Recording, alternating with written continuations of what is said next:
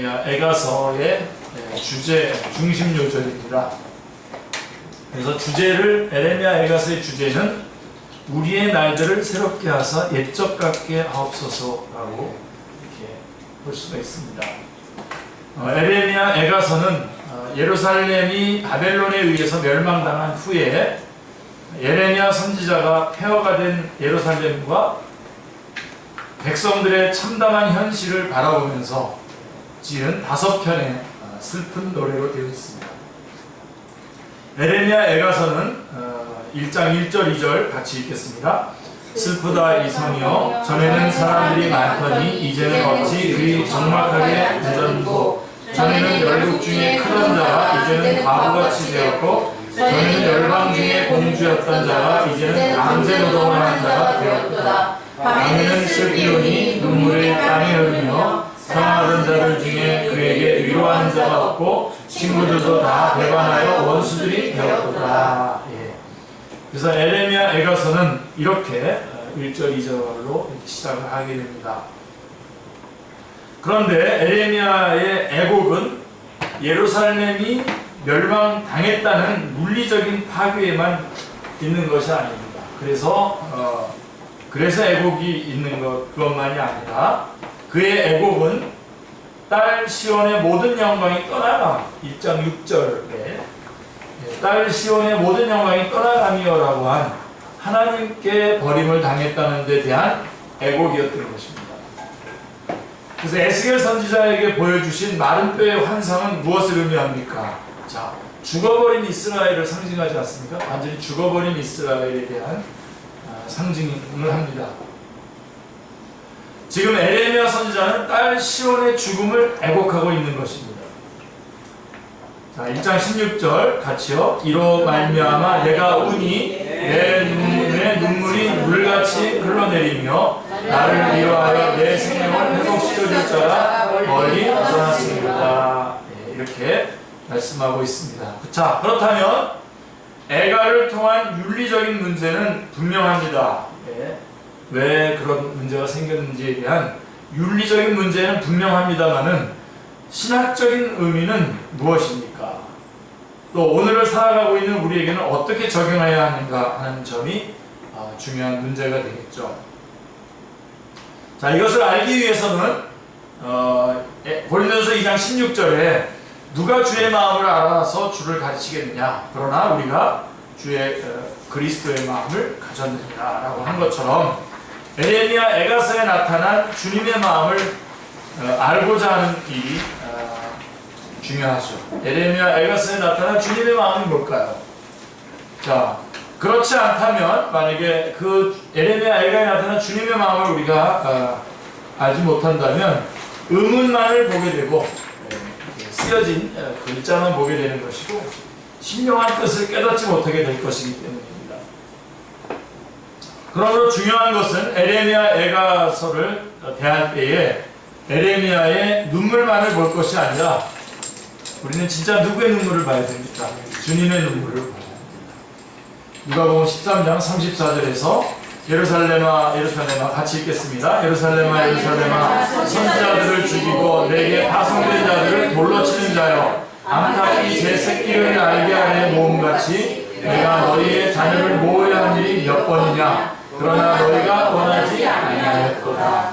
우리 주님께서 애통하셨죠. 19장에도 보면 누가복음 19장 44절로 41절로 44절 말씀을 보시면 이제 같이 읽겠습니다. 가까이 오사 성을 보시고 우시며 이르시되 너도 오늘 평화에 관한 일을 알았다면 좋을 뻔하였거니와 지금 내 눈에 숨겨뒀도다. 날이 이를지라 내 원수들이 포도를 쌓고 너를 둘러 사면으로 가두고 또 너와 및 그 가운데 있는 내 자식들을 땅에 베어치며 돌 하나도 돌 위에 남기지 아니하니 이는 내가 보살핌을 받는 날을 알지 못함을 인하니라.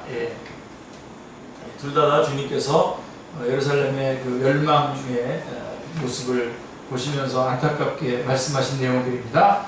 자, 왜냐하면 예루살렘이 멸망하고 성전이 불타는 일이 2번 일어났으며 멸망을 당하게 된 원인이 에레미야 애가 당시 당시나 주님 당시나 동일하기 때문에 우리는 이 주님의 눈물, 주님의 모습을 우리가 보아야 합니다. 또한 하나님은 에레미야 당시에도 예루살렘을 암탉이 새끼를 나래 아래 품은가 같이 품으려 하셨고, 멸망당하는 예루살렘을 보시면서 나의 심령이 너희 교만으로 말미암아 은밀한 곳에서 울 것이며 여호와의 양떼가 사로잡힘으로 말미암아 눈물을 흘려 통곡하리라 하고, 그때도 눈물을 흘리셨기 때문입니다. 이런 맥락에서 에레미야 애가서를 우리가 주의 깊게 관찰해 보면, 여러분들이 오늘이라도 한번 읽어볼 수 있는 아주 짧은 내용인데요, 주의 깊게 관찰해 보면 성전이 파괴됨을 인해서 슬퍼하고 있는 애가 속에서 성전의 실체로 임마누엘 하셔서 고난받으시는 예수 그리스도의 모습을 대하게 되는 것입니다. 이게 붙잡혀져요? 이게 붙잡혀져야 됩니다. 그러니까 지금 이 성전이 예루살렘 성전이 파괴됨으로써 인해서 슬퍼하고 있는 그 애가를 우리가 보면서 그 성전의 실체이신 예수님 자신이 고난을 받으시는 임마누엘, 이 땅에 오셔서 임마누엘 하셔서 고난 받으실 예수 그리스도의 모습을 우리가 여기서 대하기 때문에 우리는 에레미야의 눈물이 아니라 예수님의 눈물을 볼 수가 있어야 하는 것입니다. 솔로몬의 성전이 헐리게 된 것은 그들의 범죄로 말미암아 하나님께서 진노를 쏟으셨기 때문이지만, 예수 그리스도께서 십자가상에서 그 몸이 헐려야 함은 우리의 범죄로 말미암은 하나님의 진노를 대신 담당하셨기 때문입니다. 이 점이 에레미야 애가서에 분명히 나타나 있는데요, 2장 6절, 2장 7절을 같이 읽어보겠습니다. 초막을 동산처럼 헐어버리시며 절기와 안식일을 잊어버리게 하시며 여호와께서 또 자기 제단을 버리시며 자기 성소를 미워하시며, 이렇게 분명하게 나타나 있습니다. 말씀하고 있습니다. 초막, 제단, 절기 등은 모두가 그리스도께서 담당하실 구속사역을 상징하는 모형들입니다. 그래서 2장 4절에서 딸 시온의 장막에 그의 노를 불처럼 쏟으셨도다 라고 말씀하고 있는데요, 2장 4절에 보면 육신의 장막을 입고 오신 자기 아들에게 진노를 불같이 쏟으신 것이 바로 십자가 사건이었던 것입니다. 진노는 에레미야 애가서의 핵심 단어 중에 하나입니다. 어찌하여 진노를 시온의 장막에 쏟으셔야만 했습니까? 어찌하여 구약시대 내내 길이 참으시던, 로마서 우리 3장 25절에 잘 나와 있죠. 그렇게 길이 구약시대 내내 참으셨다고 말씀하셨는데, 구약에서의 모든 죄들을 간과하셨다고 말씀하셨는데, 그런 길이 참으셨던 진노를 자기 아들 위에 쏟으셔야만 했습니까? 자, 왜 그렇게 했어야만 하십니까? 라고 했을 때 바로 우리들의 죄 때문에 그렇습니다. 우리들의 죄 때문에. 에레미야 애가서의 중심장은 3장입니다. 그래서 다른 장들은 다 22장씩 22절로 되어 있는데 3장은 66절로 되어 있어요. 그러니까 22절, 22절, 66절, 22절, 22절 5장으로 되어 있습니다. 그래서 3장은 여호와의 분노의 매로 말미암아 고난당한 자는 나로다 하고 시작이 됩니다. 그러면 여호와께 매를 맞아서 고난당한 나는 누구입니까? 1차적으로는 에레미야 선지자를 가리키는 것이죠. 그리고 구약교회를 말하는 것입니다. 파괴당한 성과 성전을 가리킵니다. 자, 선지자는 자신을 교회의 지체로 여겨 하나로 보고 있는 것이죠. 그런데 이것을 구속사의 맥락에서 보게 되면 여기서 성전의 실체가 되시는, 우리 에레미야 애가에서는 성전의 실체 되시는 예수님을 찾아야 됩니다. 성전의 실체가 되시는 예수 그리스도를 보게 되는 것입니다. 성경은 예수 그리스도께서 첫 언약, 구약시대 때에 범한 죄에서 속량하시려고 주구사, 히브리서 9장 15절에 즉 그래서 고난을 당하셨다고 말씀하고 있는데, 구약시대의 최대의 고난은 예루살렘이 멸망을 당하는 고난이었던 것입니다. 첫 언약 때에 범죄한 죄도 예수 그리스도의 구속을 통해서만이 해결이 되었다면 예수 그리스도는 구약교회의 머리도 되시는 것입니다. 성전이 당한, 예루살렘이 당하는 그 고난은 몸된 실체로 몸된 예수 그리스도께서 당한 고난이시기 때문에 그렇습니다. 예, 그러므로 여호와의 진노로 인하여 성전이 파괴당한 예표를 통해서 성전의 실체가 되시고 교회의 머리가 되시는 예수 그리스도께서 당하실 고난을 보는 것입니다. 여태까지 제가 진술한 것 중에서 가장 중요한 진술이 여태까지 한 말들을 정리한 중요한 진술입니다. 자, 그래서 1절에 보시면, 3장 1절에 보시면 여호와의 분노의 매로 말미암아 고난당한 자는 나로다 하고 시작되는 이 3장은 예수님의 모습을 상세하게 그려놓고 있습니다. 자, 3장 8절에 보세요. 내가 부르짖어 도움을 구하나 내 기도를 물리치시며. 예, 여기에서 우리는 예수님께서 엘리 엘리 라마 사박다니 하고 부르짖는 주님의 음성을 우리가 듣게 되고요. 2장 1절에서 같이요. 이스라엘의 아름다움을 하늘에서 땅에 던지셨으며 그의 진노의 날에 그의 발판을 기억하지 아니하셨도다. 2장 1절에서 이 말씀 속에서 우리 주님께서 주님의 버림당하시는 모습을 우리가 보게 되는 것입니다. 그리고 3장 11절부터 13절에서 11절에 내 몸을 찢으시며 12절에 팔을 당겨 나를 화살의 관역으로 삼으시며 그 다음에 13절에 화살통에 화살들로 내 허리를 맞추셨도다 라고 하시는 이 말씀에서 주님께서 십자가에서 못 박히시는 모습과 창에 허리를 상하게 되시는 모습을 보게 되는 것입니다. 그리고 3장 14절에서 같이요. 나는 내 모든 백성에게 조롱거리고 종일토록 그들의 노랫거리가 되었도다. 자, 이 3장 14절의 이 말씀 속에서 주님을 비웃는 어리석은 군중들의 모습도 우리는 보게 됩니다. 그리고 2장 15절에서도 같이요. 모든 지나가는 자들이 다 너를 향하여 박수치며 딸 예루살렘을 향하여 비웃고 머리를 흔들며 말하기를 온전한 영광이라 모든 세상 사람들의 기쁨이라 일컫던 성이 이 성이냐 하며 이렇게 하는 이 모습이 바로 조롱하는 모습이 나오는 것입니다. 비웃고 조롱하는 모습들 성전의 실체이신 예수님에게 다 해당되는 말씀인 것입니다.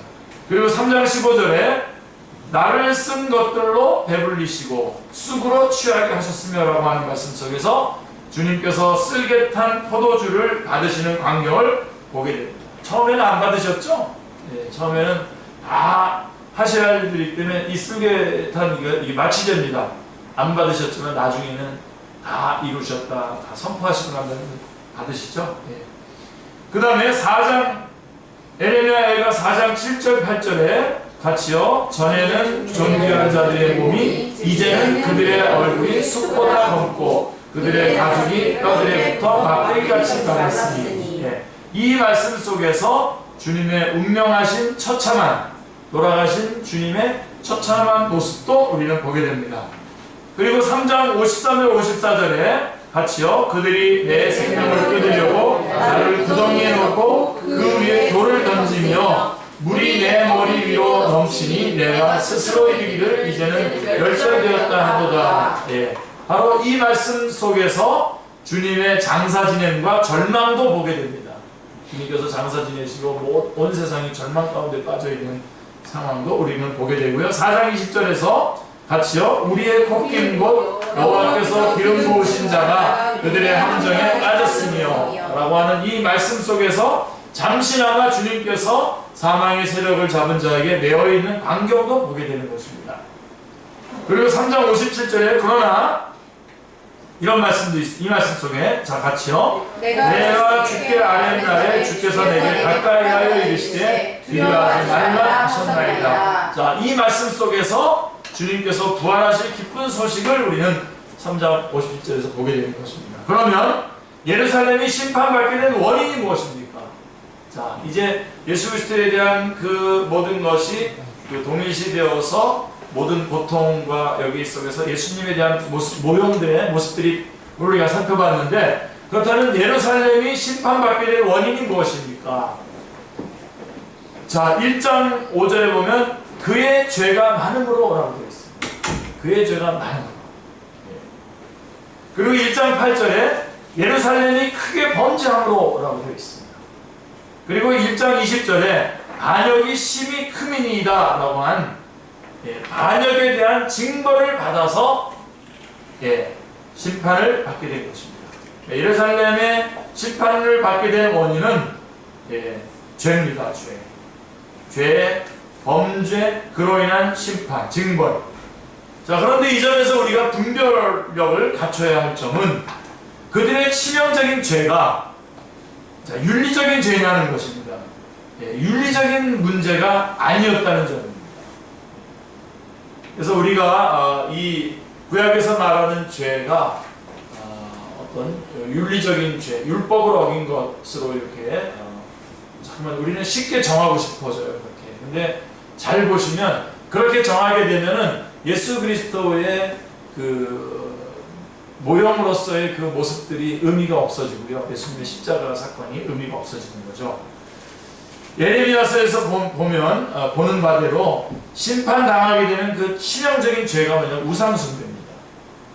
결국 우상숭배라는 것은 뭡니까? 우리는 예수 그리스도로 말미암아 생명을 얻고 예수 그리스도로 말미암아 복을 받으려고 하는 거잖아요. 이게 우리 기독교잖아요. 근데 이 우상숭배라고 하는 것은 예수님 없이 구원을 받고 예수님 없이 복 받으려고 하는 것이 우상숭배입니다.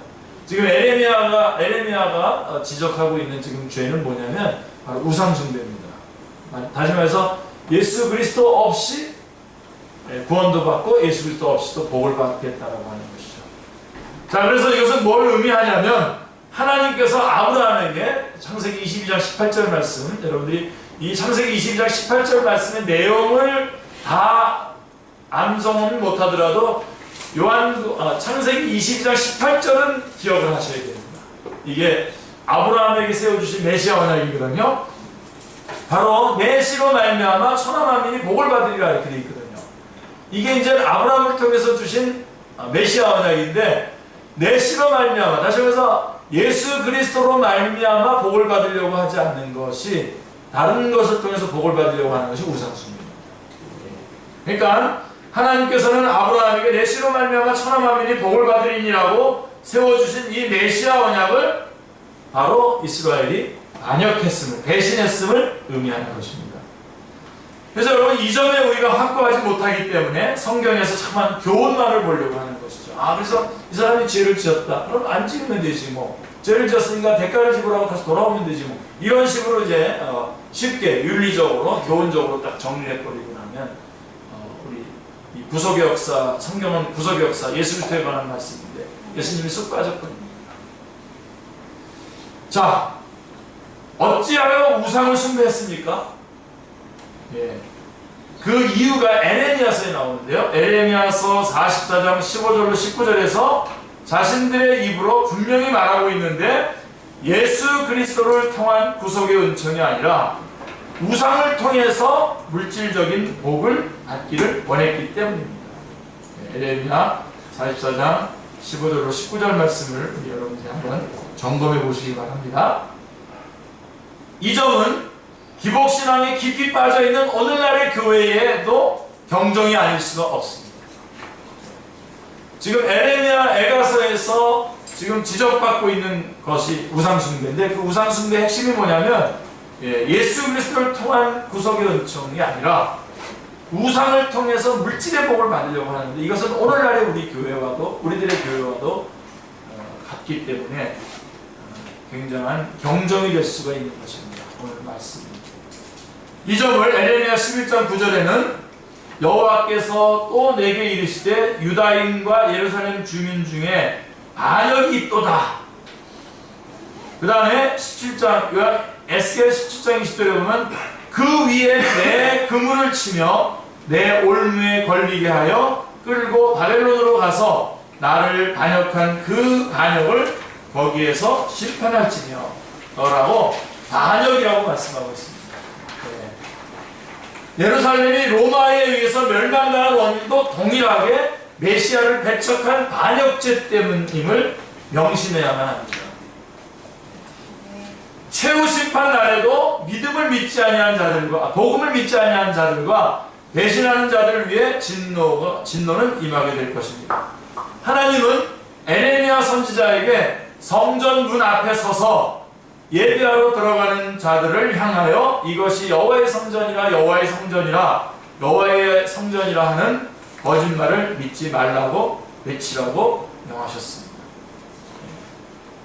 왜요? 그들은 우상 숭배하고 있고 그것에서 예수 그리스도를 통한 구원이 아니라 예수 그리스도를 통한 복이 아니라 물질을 통한 세상의 것들을 통한 복을 외치고 있기 때문에 그렇습니다. 자, 어찌하여 예루살렘 성전이 거짓 여호와의 전이 되었단 말입니까? 메시아 언약을 상실한 성전, 메시아 언약을 상실한 제물, 메시아 언약을 상실한 절기는 아무 의미가 없었던 것입니다. 그래서 우리는 성경 어디에서도 메시아 언약을 발견해야 되고요. 예수 그리스도를 발견해야 되고 어떤 성경을 가지고도 우리는 예수 그리스도의 복음을 증거할 수 있어야 되는 것입니다. 그런데 바로 이러한 거짓 성전, 예루살렘 성전이 거짓 성전이 된 이유는 메시아 언약이 상실되었기 때문이었습니다. 메시아 언약이 없어졌기 때문이었습니다. 하나님은 이 점을 성전을 건축할 당시 솔로몬에게 분명히 경고한 바가 있습니다. 자, 열왕기상 9장 6절 7절 다른 신을 거기서부터 한번 같이 읽어보겠습니다. 다른 신을 섬겨 그들을 경배하면 내가 이스라엘을 내가 그들에게 준 땅에서 끊어버릴 것이요 내 이름을 위하여 내가 거룩하게 구별한 이 성전이라도 내 앞에서 던져버리니 분명하게 말씀하고 있습니다. 이사야 선지자는 메시아 언약을 망각한 채 드려지는 제사란 우상 숭배나 다를 바가 없다고 이사야서 66장 3절에 통렬하게 책망하고 있습니다. 그러니까 구약에 나오는 모든 제사는 그것이 예수 그리스도를 가리키는 것이 아니면 다 우상 숭배입니다. 그러면 메시아 언약을 상실하게 된 책임이 누구에게 있습니까? 자, 이제 여기서 우리가 정확하게 내용을 살펴볼 수 있어야 됩니다. 4장 13절에 보면 에레미야가 4장 13절에 보면 같이요. 그의 선지자들의 죄들과 제사장들의 죄악 때문이니 바로 이러한 메시아 언약을 상실하게 된 책임이 누구에게 있냐? 지도자들에게 있다는 것입니다. 그의 선지자들의 죄들과 제사장들의 죄악들 때문이다 라고 말씀하고 있습니다. 저는 지금 여러분에게 판단하라고 비판하고 판단하라고 이 말씀을 주는 것이 아니라 여러분들이 같이 공감하셔야 됩니다. 우리의 책임입니다. 같은. 자, 2장 14절을 보시면요. 에레미야가 2장 14절 같이요. 내 선지자들이 내게 대하여 헛되고 어리석은 묵시를 보았으므로 내 죄악을 드러내어서 내가 사로잡힌 것을 돌이키지 못하였도다. 그들이 거짓 경고와 미혹하게 할 것만 보았도다. 다시 말해서 설교로 잘못을 범했다고 말씀하는 겁니다. 설교 말씀을 통해서 잘못을 범한 것입니다. 그래가지고 백성들에게 백성들을 영합하는, 백성들이 좋아하는 말만 해줬다는 겁니다. 그래서 에레미야 8장 11절에 보면 같이요. 그들이 딸 내 백성의 상처를 가볍게 여기면서 말하기를 평강하다. 그러니까 지금 구체적으로 이 겪고 있는 문제에 대해서 정확한 진단을 해주지 않고 그냥 평강하다. 좋아. 잘 되고 있어. 잘못된 길을 가고 있는데도 그냥 잘 되고 있다고 평강하다 말씀해주고 있는 것입니다. 이 점을 우리가 심각하게 받아야 함은 이런 악순환이 지금 반복되고 있기 때문입니다. 예루살렘이 로마에 의해서 또다시 심판을 당하게 된 책임도 동일하게 설교자에게 있었던 것입니다. 선지자, 제사장들에게 있었던 것입니다. 주님은 누가복음 11장 52절에서 화했을진저 너희 율법교사여 너희가 지식의 열쇠를 가져가서 너희도 들어가지 않고 또 들어가고자 하는 자도 나갔느니라 라고 책망하셨습니다. 지도자의 문제입니다. 그렇다면 재림의 날에도 이러한 악순환이 반복될 것이고 그런 징후는 이미 농후하다고 하겠습니다. 이미 그런 징후들이 농후하게 나타나고 있습니다. 그런데 에레미야 애가서는 죄, 진노, 애통만을 말씀하고 있는 것이 아니라 3장 32절에는 같이요, 그가 비록 근심하게 하시나 그의 풍부한 인자하심에 따라 긍휼히 여기실 것입니다. 예. 여기에 죄, 진노, 애통만 말씀하는 것이 아니라 하나님의 자비와 긍휼을 말씀하고 있는 것입니다. 예. 할렐루야. 예. 우리의 숨통이 탁 트이는 거죠. 33절에 보면, 3장 33절에 보면 같이요, 주께서 인생으로 고생하게 하시며 근심하게 하시면 본심이 아니시로다. 제가 참 좋아하는 구절입니다. 예. 주께서 인생으로 고생하게 하시며 근심하게 하심이 본심이 아니시로다. 할렐루야. 아멘입니까? 아멘. 네, 여러분들이 지금 근심하고 걱정하는 일들 제가 뭔지 다 알 것 같아요. 여러분들 뭐 돈 문제, 사람과의 관계 문제, 여러분 앞날에 대한 문제, 뭐 여러 가지 문제들이 지금 여러분 있지만 그게 본심이 아니란 말이에요. 예, 본심은 뭡니까? 본심은 인생으로 하여금 근심하고 이렇게 하는 것이 본심이 아니라 그의 풍성한 인자하심에 따라 긍휼히 여기신 것. 그러니까 지금 우리가 겪고 있는 것은 우리를 그릇을 만드는 거라고 생각하시면 됩니다. 복을 주시기 위해서 두 가지, 여러분 지난주에 제가 제시했던 거 기억나시죠? 예, 복을 주실 때 하나님께서 항상 그릇을 준비시켜서 주십니다. 만약에 그릇도 없이 주시면 비효율적이 되고 또 영광도 하나님에게 돌아가지 않아요. 그 다음에 또 하나는 뭐죠? 지금 왜 우리가 지금 어려움을 겪고 있는 듯 여겨집니까? 우리로 하여금 방향을 정확하게 붙잡으라고 말하는 겁니다. 예. 복을 주시는 하나님을 놓치고 복 자체에 우리가 빠질까봐 환난 가운데 이 복들을 다 흩으셔서 왜 그러시지 하면서 하나님을 바라보도록. 그러니까 우리가 맨 처음부터 어떻게 하면 됩니까? 복보다도 하나님을 먼저 바라보고. 지금 그리고 그릇이 준비되고 있으면 항상 우리가 생각하고 있습니다. 여러분, 과거가 원인이 돼서 우리가 지금 어떤 저주를 받고 이러는 것이 아니라, 그렇게만 확인할 것이 아니라 이제 우리가 겪고 있는 이러한 어려움과 고난을 통해서 하나님께서 우리에게 하나님이 하실 일, 요한복음 9장에 나와 있는 것처럼 하나님께서 하실 일을 드러내려고 하시는 것이기 때문입니다. 이것을 딱 교정을 하시고 보시길 바랍니다. 그러니까 자, 그래서 이 에레미야서의 3장 33절에서 주께서 인생으로 고생하게 하시며 근심하게 하시는 본심이 아니시로다. 자, 그래서 3장 21절에 시작. 내가 내 마음을 담아두었더니 그것이 오히려 나의 소망이 되었어. 이라고 소망을 말씀하고 있습니다. 위로를 말씀하고 있고 소망을 말씀하고 있습니다.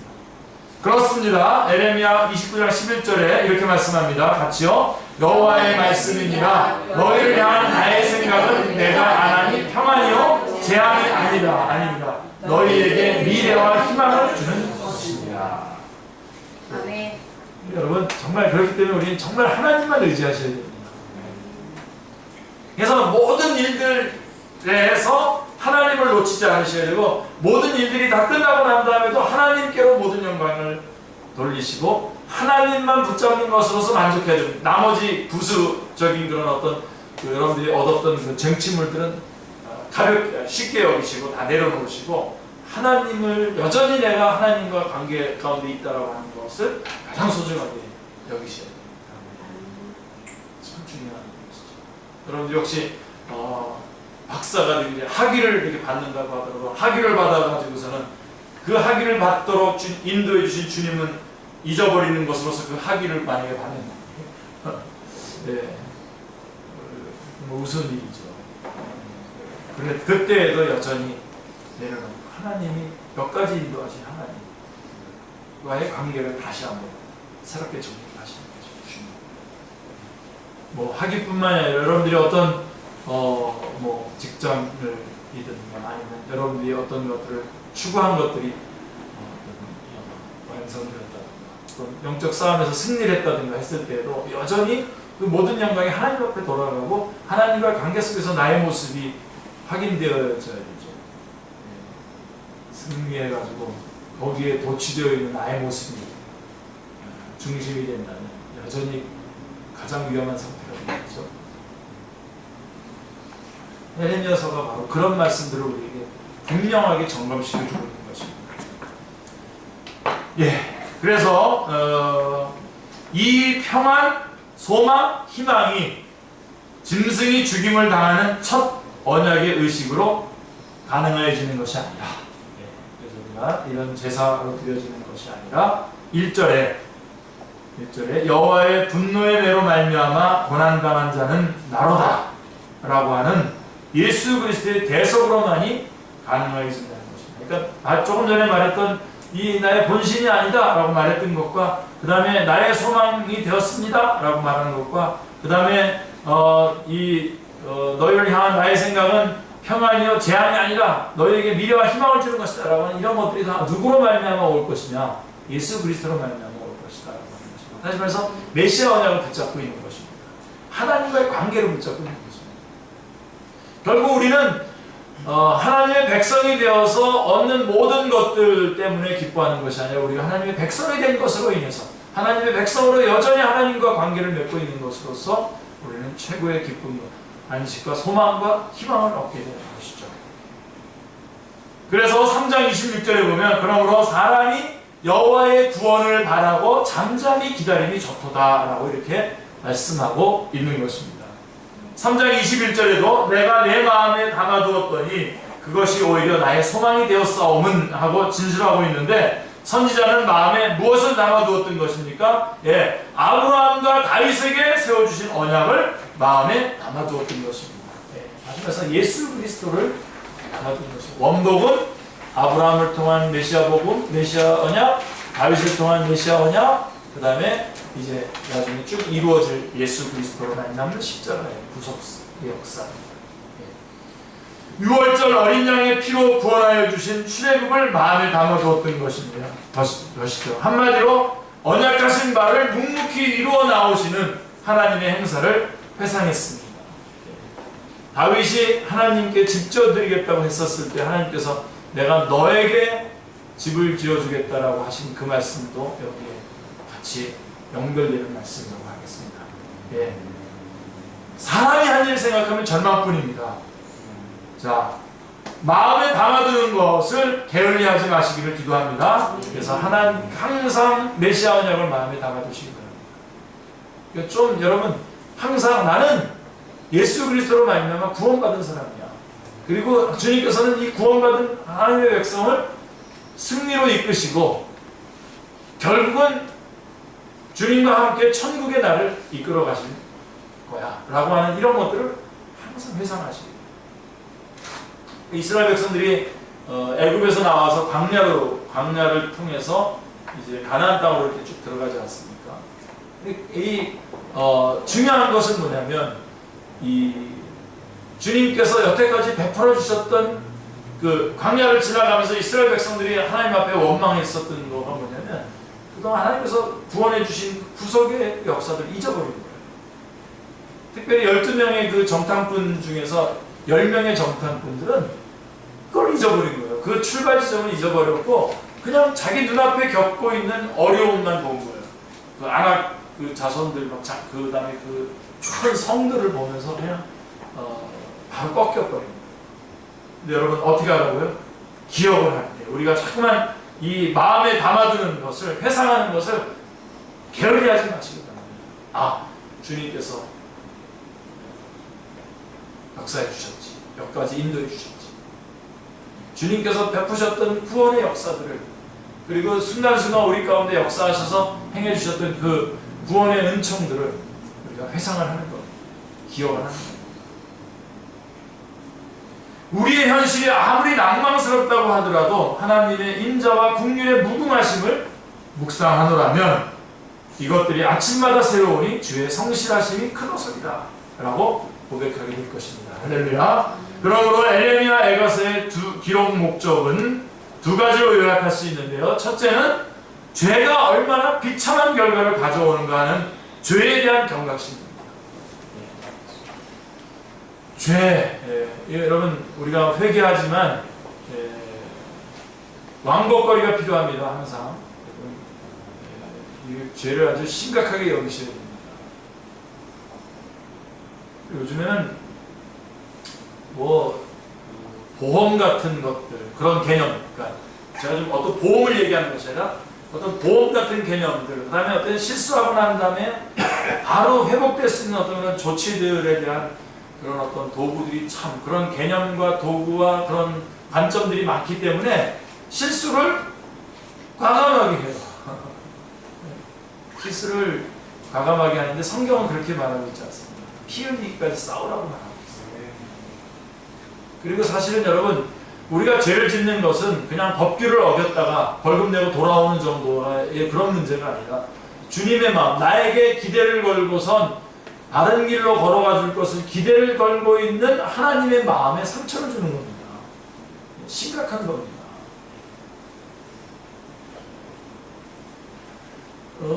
이게 뭐 연결이 되는지 모르겠는데, 저 같은 경우 어저께 참 긴 그 토요일을 보냈어요. 참 길었습니다.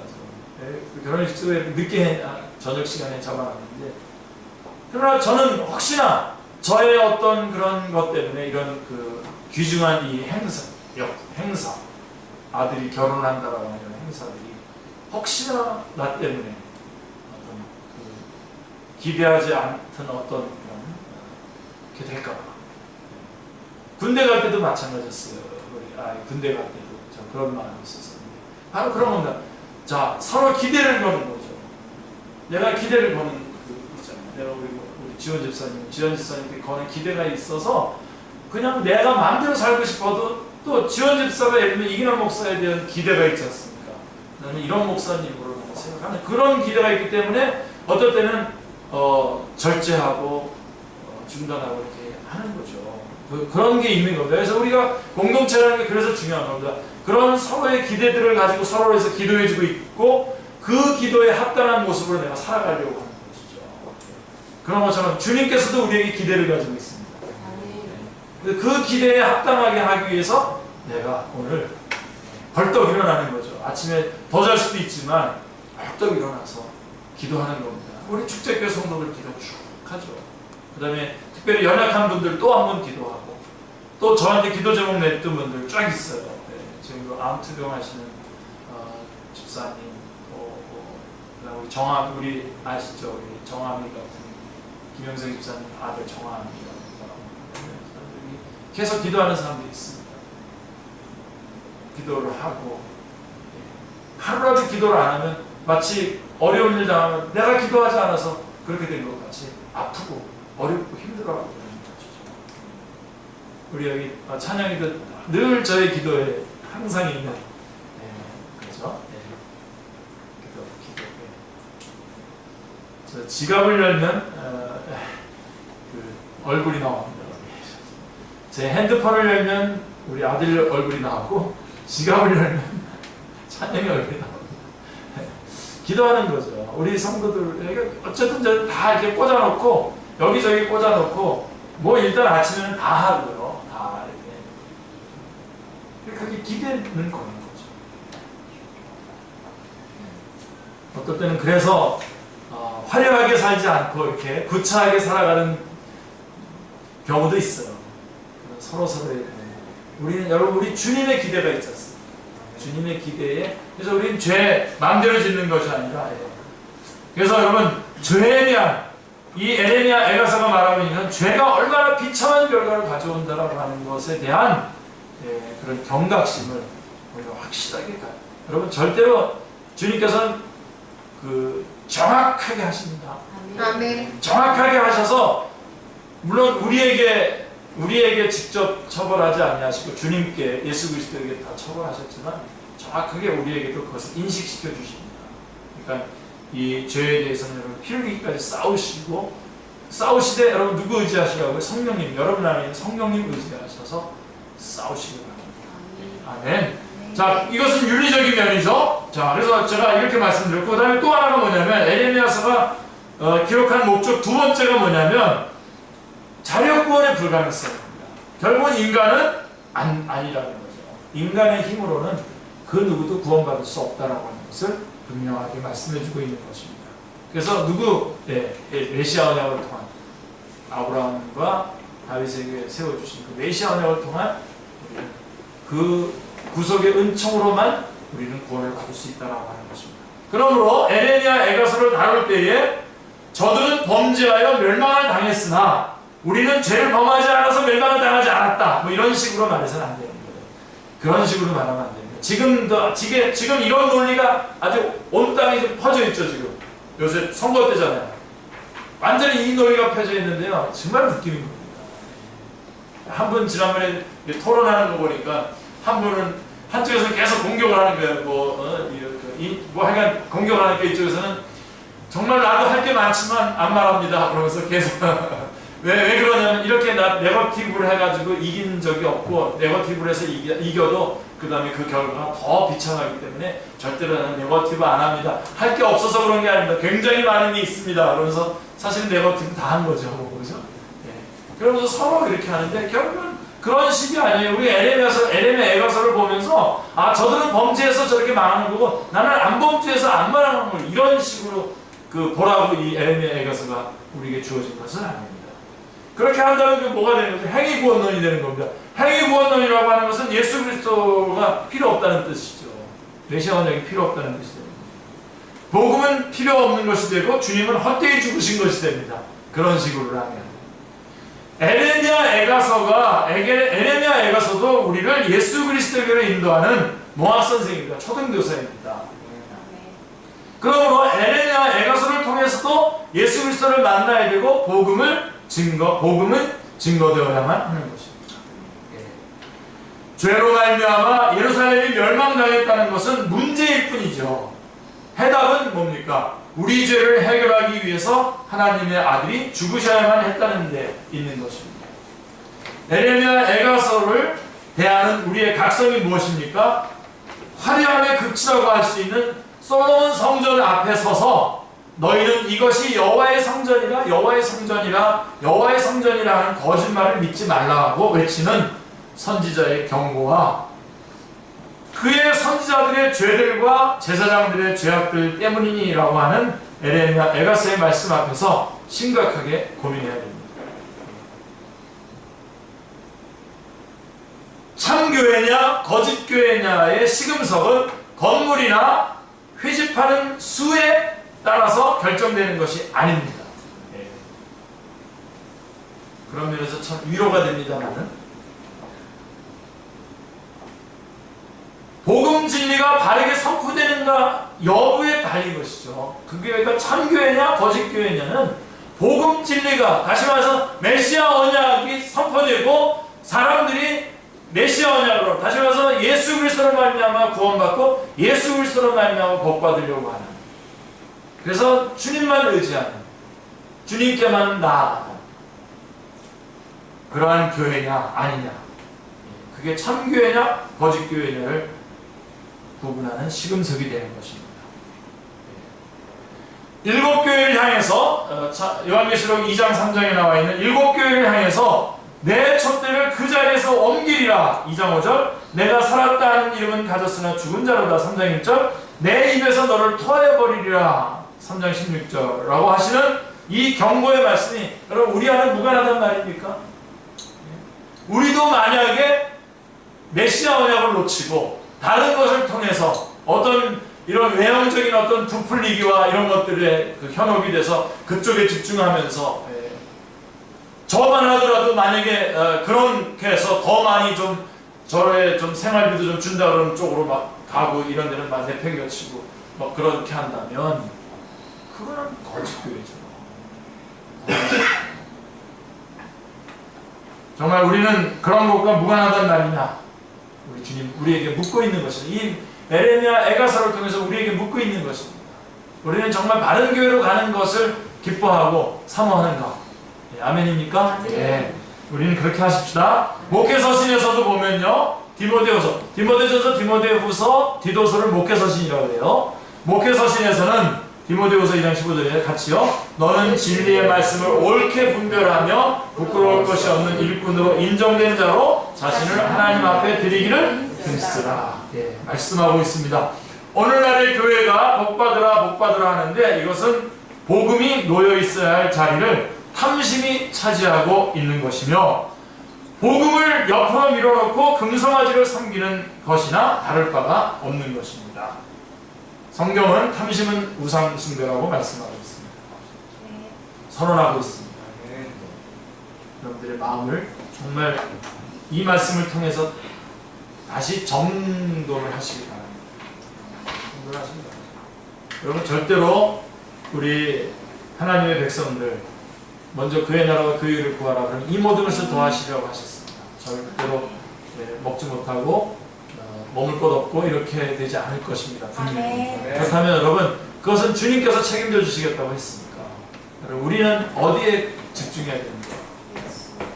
네, 우리 주님께, 하나님의 나라에 집중해야 되고, 그 안에 여러분의 결혼도, 여러분의 앞날도, 여러분의 직장도, 여러분 이것들이 다 그 안에 있습니다. 둘을 다 놓치지, 두 번째 차선을 선택해서 둘을 다 놓치지 않기를 바랍니다.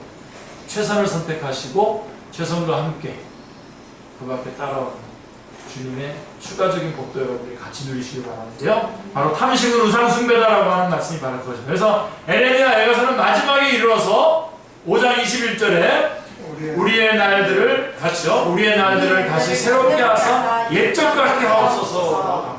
자, 이 말씀 여러분 꼭 붙잡으시기 바랍니다. 옛적 같게 하옵소서. 하나님은 대답하십니다. 이사야서 43장 18절 19절에 너희는 이전 일을 기억하지 말며 옛날 일을 생각하지 말라. 보라, 내가 새 일을 행하리니 이제 나타낼 것이다. 그리고 하나님은 자기 아들을 통해서 새 일을 행해 주셨던 것입니다. 자, 에레미야 애가서는 마지막 5장 22절에 주께서 우리를 아주 버리셨사오며 우리에게 진노하심이 참으로 크시니이다 라고 하는 탄원으로 마치고 있는데, 하나님은 대답하십니다. 다시 이사야서 49장 14절 15절에 오직 시온이 이르기를 여호와께서 나를 버리시며 주께서 나를 잊으셨다 하였거니와 여인이 어찌 그 젖먹는 자식을 잊겠으며 자기 태에서 난 아들을 긍휼히 여기지 않겠느냐. 그들은 혹시 잊을지라도 나는 너를 잊지 아니할 것이다.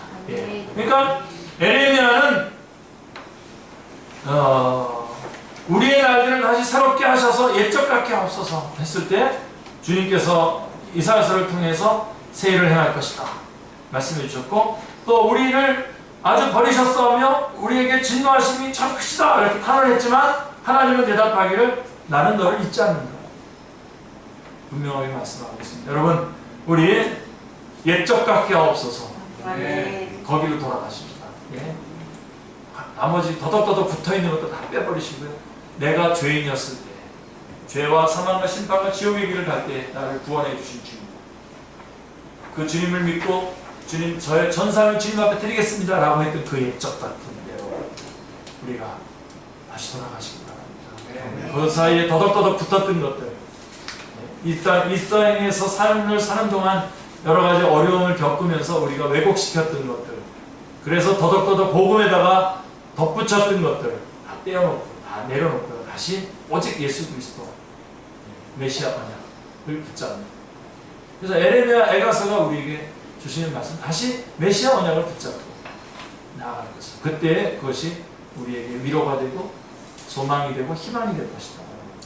말씀해 주고 있습니다. 예, 우리 이제